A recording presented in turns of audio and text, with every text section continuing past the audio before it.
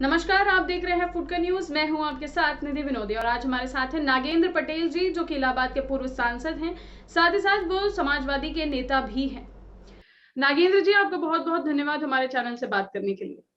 जी जी, नमस्कार, धन्यवाद आपको।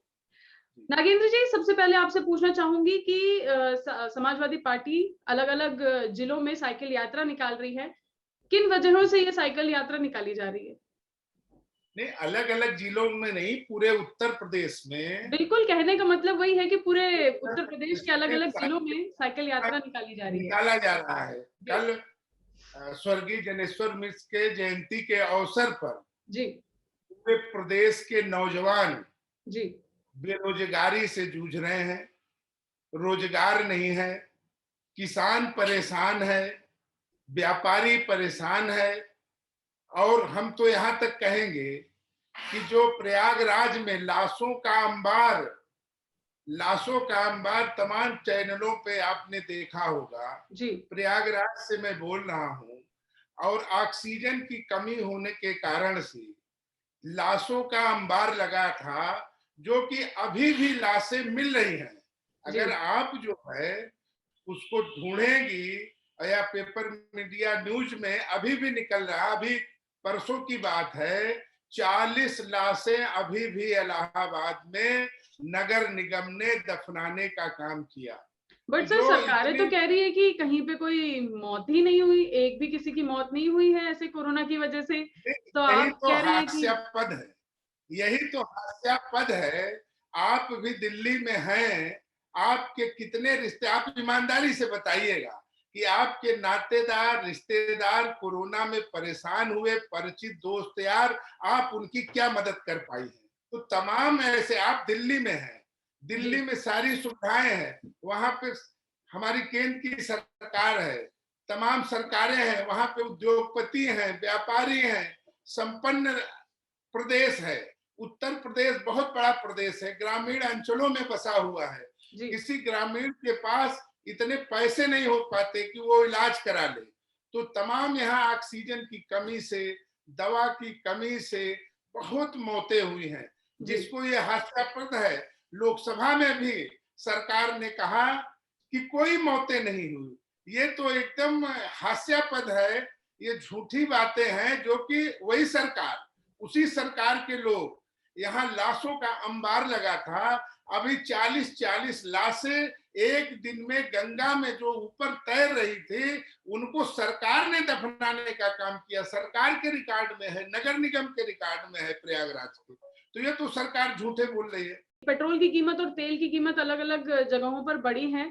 क्या इससे आम जनता की जिंदगी पर असर पड़ा है? क्योंकि एक तरफ कोरोना की बीमार पड़ी है, उसके बाद एक तरफ महंगाई की बीमार पड़ रही है उनको। आम जनता त्राह त्राह कर रही है, परेशान है। जी। इसीलिए 5 तारीख को पूरे उत्तर प्रदेश में सड़कें पट गई थी। साइकिल से इतने नौजवान, किसान, व्यापारी, सभी लोग साइकिल लेकर सड़कों पे आए और सरकार के प्रति अपना आक्रोश जाहिर किया। हमारे आदरणीय अखिलेश यादव जी का, समाजवादी पार्टी का निर्देश था कि तहसीलों स्तर पे साइकिल चलाई जाए, लेकिन तहसील स्तर नहीं, पूरे प्रदेश में गांव स्तर पर नौजवानों ने साइकिल चलाकर सरकार का विरोध करने का काम किया है। पर सर, मैं एक चीज और बोलना चाहूंगी, ऐसा नहीं है कि सरकार ने कुछ भी नहीं किया है। सरकार ने काफी सारी चीजें लाई।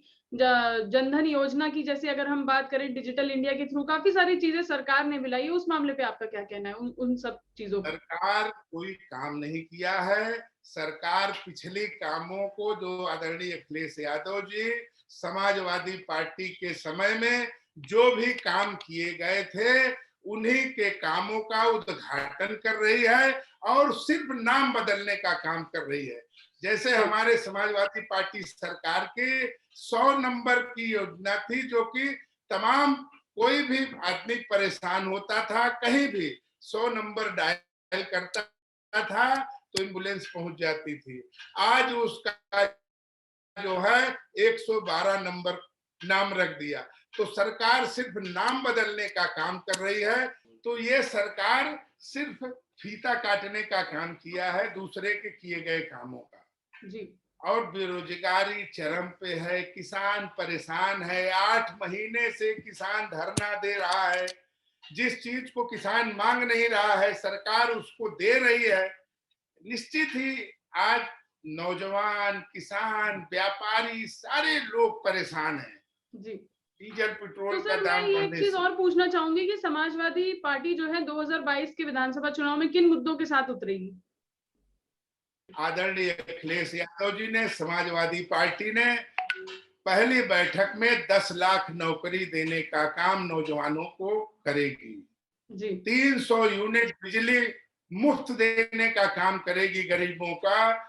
जो कि आज बिजली का इतना दाम बढ़ा दिया गया है, गांव में किसान परेशान है। बिल्कुल, ट्यूबवेल का बिल्कुल। दाम जो सिंचाई करता था, जो बिजली का बिल 600-700 रुपए किसान का आता था, आज 2000 रुपए आ रहा है। सभी लोग परेशान हैं।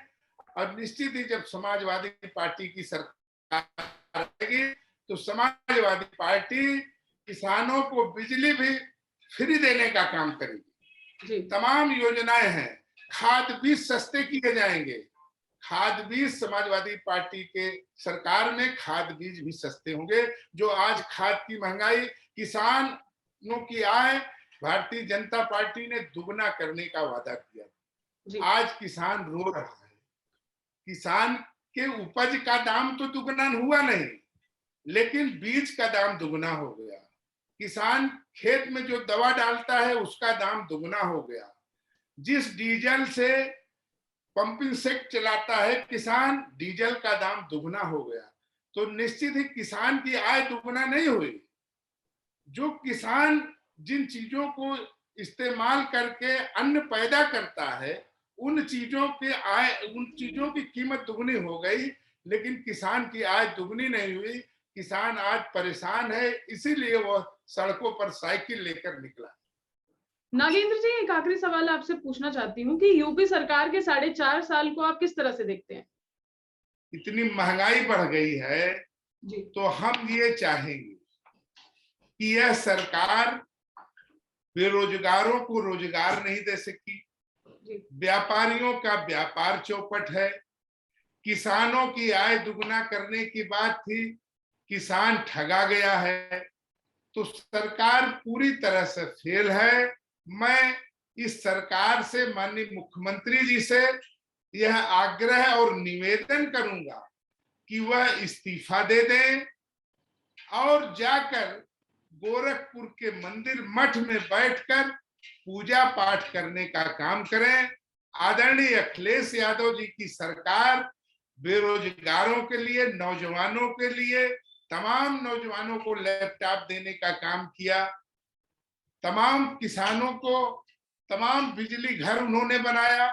तो यहाँ पर उत्तर प्रदेश में राज आदरणीय अखिलेश यादव जी ही सरकार चलाने में सक्षम है। और नौजवान, किसान, व्यापारी सभी लोग आदरणीय अखिलेश यादव जी को पसंद करते हैं। और मैं इस सरकार को 0 नंबर देता हूँ। जी। बहुत-बहुत धन्यवाद नागेंद्र जी आपका।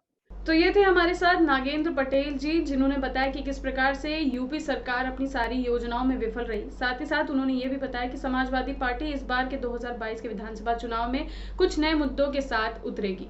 ऐसे ही अन्य इंटरव्यूज के लिए देखते रहिए फुटकर न्यूज। लाइक, शेयर, सब्सक्राइब करिए हमारा चैनल और बेल आइकन दबाना ना भूलें। नमस्कार।